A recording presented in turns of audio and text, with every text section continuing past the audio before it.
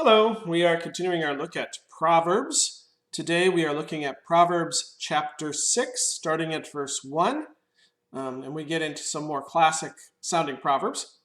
This is a fun chapter, so let's get into it. My son, if you have put up security for your neighbor, if you have struck hands in pledge for another, if you have been trapped by what you have said, ensnared by the words of your mouth. And we'll stop there. So, put up security for a neighbor. Nowadays, we might sign a loan or co-sign a loan. And our property says that this person is going to be trustworthy in repaying their loan. And so we are under pledge with the risk to ourselves of loss of property to make sure that that person continues to make payment on what they have. So when you make a pledge, you get locked into this other person's honor, this other person's faithfulness. And Solomon is warning against that. He's saying, if you do this thing, the example given in the study Bible here is, if you are like Judah and you make a pledge that Benjamin will return, Judah went into slavery, so Benjamin might return. Okay, you're putting yourself in enslavement to the person for whom you have made the pledge, because if they don't act in a proper manner, you will suffer the consequences. So he's saying you have been ensnared, you've been caught by your own desire to help out this other person. So then he says in 3, then do this, my son, to free yourself, since you have fallen into your neighbor's hands, since now he has the power over you. Go and humble yourself. Press your plea with your neighbor. Allow no sleep to your eyes, no slumber to your eyelids. Free yourself like a gazelle from the hand of the hunter, like a bird from the snare of the fowler. So don't entrap yourself. Now, this isn't saying that we shouldn't be kind and generous, but it is saying that when we lock ourselves into these kind of long-term watching out for someone else's honor, we have locked ourselves into enslavement to that person and their actions and the way they wish to be. So it's a big risk. And it really can be very disruptive of your life if you have something where the other person is not keeping up their honor and you're stuck with it. I know in the case of a divorce, if a person in the divorce owned property with another person, this first person who owned property has to depend on the other person to continue paying mortgage payments, or their FICO score is going to go down, and it's going to keep them from being able to get loans, etc.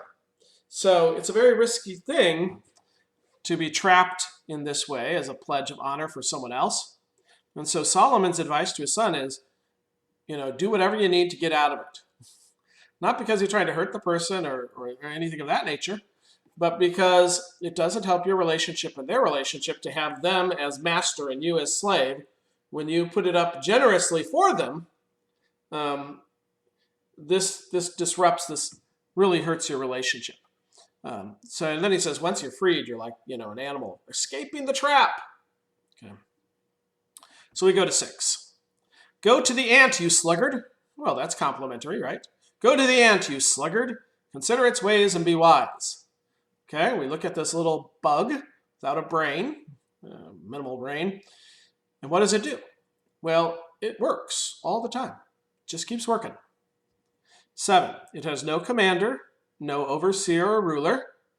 Now you can make arguments scientifically, well, it's directed by, but really an ant goes out on its own, it finds food and it brings it back. It just keeps doing that, right? Doesn't stop. It doesn't need someone to drive it, to make it have this ability to continue to provide for itself and for its family. 8, yet it stores its provisions in summer and gathers its food at harvest. Right? It prepares for the future. It knows that, or knows might not be the right word because it doesn't think, but it has been created by God to store up its food so that it's ready for when bad times occur. Sounds like some good advice for us, huh? 9. How long will you lie there, you sluggard? When will you get up from your sleep? A little sleep, a little slumber, a little folding of hands to rest. And poverty will come on you like a bandit, and scarcity like an armed man. Early to bed, early to rise makes a man healthy, wealthy, and wise. That's the American proverb, right? Farmers go out in the field and they work. They don't sit at home like laggards and sluggards, like college students. Ah, yes, I've been in college. The point here is God, after made us to work, and after the curse, the fall into sin, when Adam was told that by the sweat of his brow he would grow the crops, and the crops would have thorns, etc. It's a lot of work to get out enough to survive, and it's even more work to get out more than enough to survive so that you can prosper. And if you're sleeping, you're not prospering. Now, sleep is necessary and good, but oversleep is not.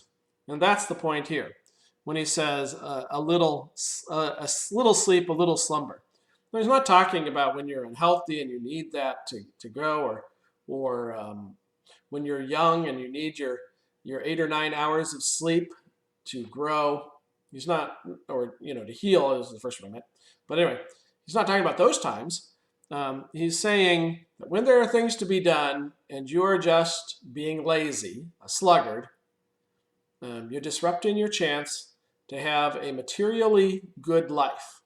This is good advice for anyone, particularly youth, who you can build up a materially good life in your youth, and then it'll help you out as you have a family, as you go ahead and go into retirement. So 11, and poverty will come on you like a bandit, and scarcity like an armed man. So that image here is very violent, right? That poverty is a very violent thing, and it is. 12, a scoundrel and villain who goes about with a corrupt mouth, who winks with his eye. Say, I'm winking. There you go.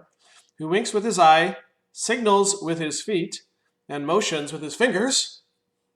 That's not me when I'm doing this. Who plots evil with deceit in his heart. He always stirs up dissension. So this 12 through 14 goes through all these various physical ways, and vocal, eyes, hands, feet, everything. Goes through all these different physical ways that you can communicate. And it says, a person who seeks to hurt others, person who seeks to tear down someone's reputation or speaks ill of people, that's the scoundrel, that's the deceiver. He says, always causes dissension. Dissension is bad. Dissension, not what we want in the church, not what we want in society. That's a problem. It causes violence, it causes chaos. So such a person is someone to avoid, and it's someone to avoid being, right? So if you know someone who speaks evil of other people, or who signals evil, oh yeah, that guy, right? I'm winking. Oh yeah, that guy.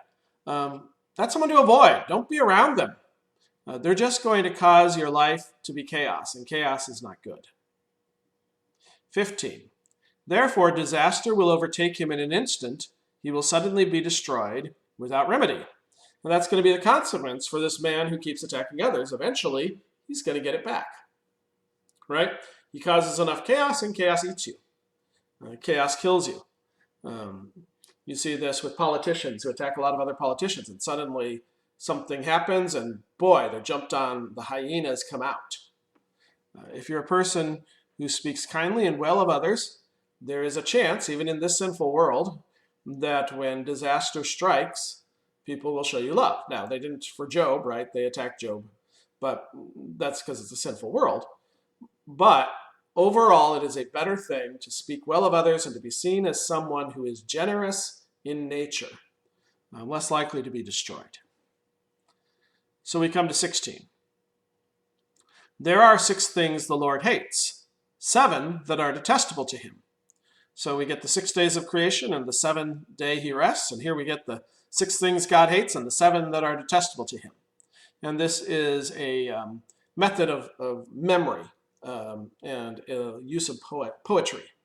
So we'll do those. Haughty eyes. Okay, I am better than you. Okay, God doesn't want us to have false pride. A lying tongue. That one's pretty obvious, right? Speak truth.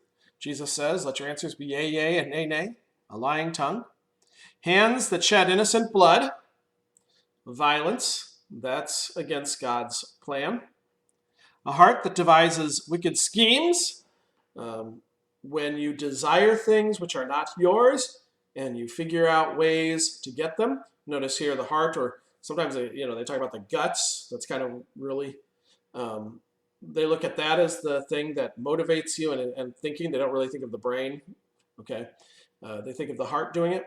So when your heart wants something that's not yours and you devise ways to get it, that is displeasing to God. A false witness who pours out lies. So like the man above, someone who speaks ill of others. And a man who stirs up dissension among brothers.